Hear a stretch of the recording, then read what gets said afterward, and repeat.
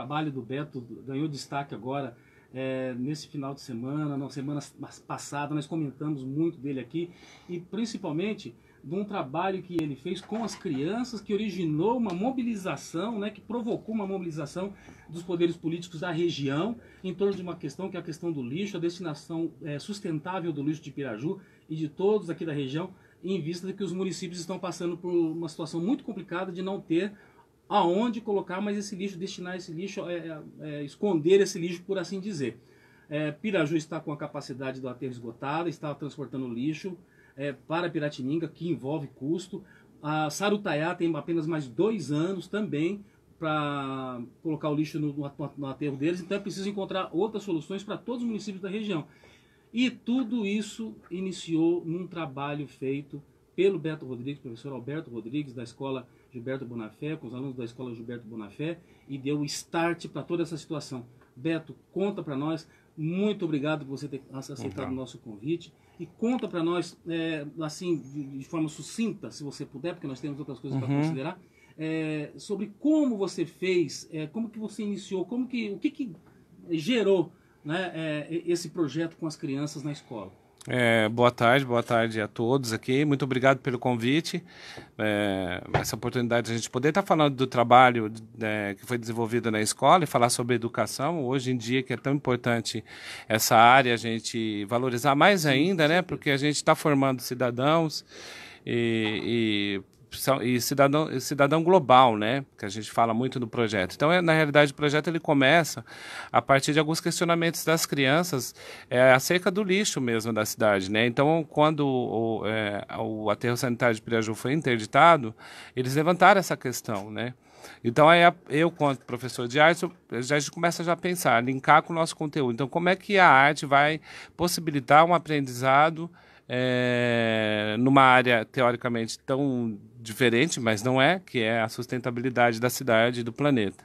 Então a gente cria esse projeto envolvendo a tecnologia e a sustentabilidade para poder causar reflexão crítica sobre essas questões ambientais. Porque a gente sabe que, por exemplo, tem as ODS, que são os Objetivos de Desenvolvimento da ONU, que um dos focos é a educação, né, dos municípios especificamente. Eu, enquanto professor, eu preciso fazer também dar um passo e fazer a nossa parte ali dentro da escola. Claro.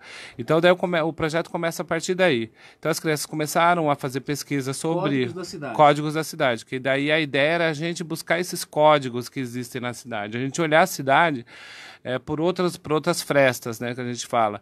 Então a arte vai propiciar isso, porque você vê o lixo jogado em qualquer lugar e você observar que a gente está rodeado de natureza, né? E como que essa relação entre homem e natureza se dá. Então a gente traça esse projeto com o apoio de toda a gestão escolar, que isso é muito importante, que é a Rosana e o pessoal de lá que estiveram o tempo inteiro desde o início do projeto com a gente. E daí a gente vai olhar para o passado. Então, os primeiros habitantes de Piraju, que eram os caiuás. Só para a gente, para o nosso ouvinte entender, o projeto então foi dividido em 3 partes. 3 partes. Então, os códigos do passado, os códigos do presente e os códigos do futuro. Então, para você linkar todo o projeto, que é um tema complexo, mas para as crianças entenderem, a gente tem que provocar essas reflexões. Então, como que a gente fez?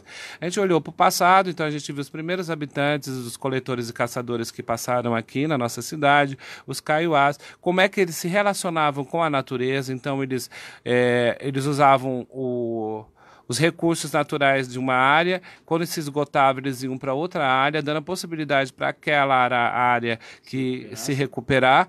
Então eles tinham esse respeito de que eles precisavam dar esse tempo para a mãe natureza. Depois a gente traz essas questões para os tempos atuais, que são os códigos do presente. Então, como hoje a gente se relaciona com a natureza? Então a gente começa a refletir sobre isso. Então é uma sociedade consumista, é uma sociedade que o tempo inteiro ela produz muito lixo. E foi discutido com os alunos. Foi discutido com os alunos.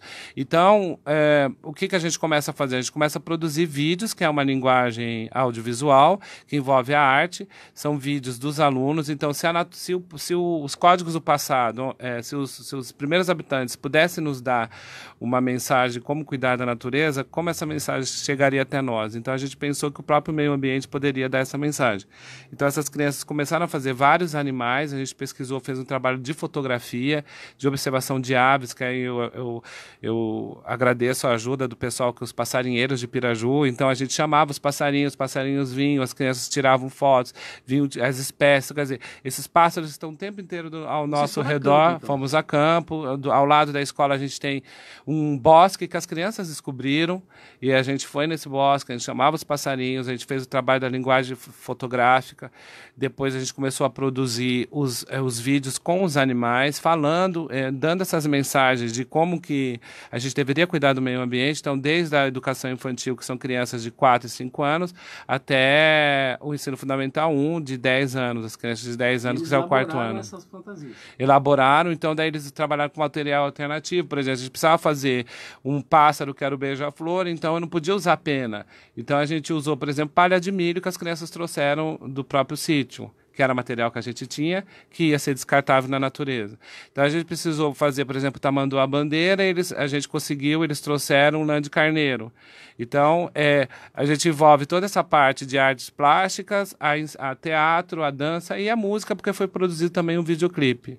Depois, com todo esse material, a gente pensou como é que a gente vai distribuir isso para a sociedade, como é que essa mensagem vai chegar às pessoas.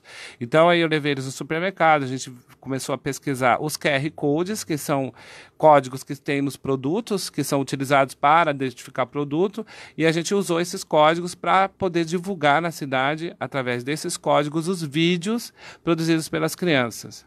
Então, a tecnologia aí entra com a arte para poder divulgar. Depois desse passo, a gente pensou em fazer, a gente fez uma exposição fotográfica com as crianças utilizando os QR Codes e a mostra de cinema no Cinemax de Piraju também, que foi exibido todos esses vídeos para a população. Depois desse processo todo, as crianças perguntavam como que a gente pode mudar o mundo, né? Eu falei, é possível mudar o mundo. Então a gente teve os desdobramentos, são os códigos do futuro. Então como é que a gente muda esse futuro? Aí a gente criou uma horta orgânica na escola, que eles cuidaram, e depois a gente fez um abaixo-assinado.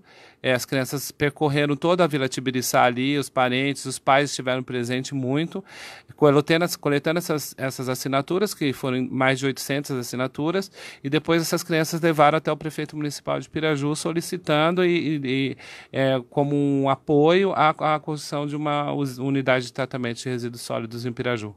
E é esse assunto que a gente vai abordar depois dos comerciais.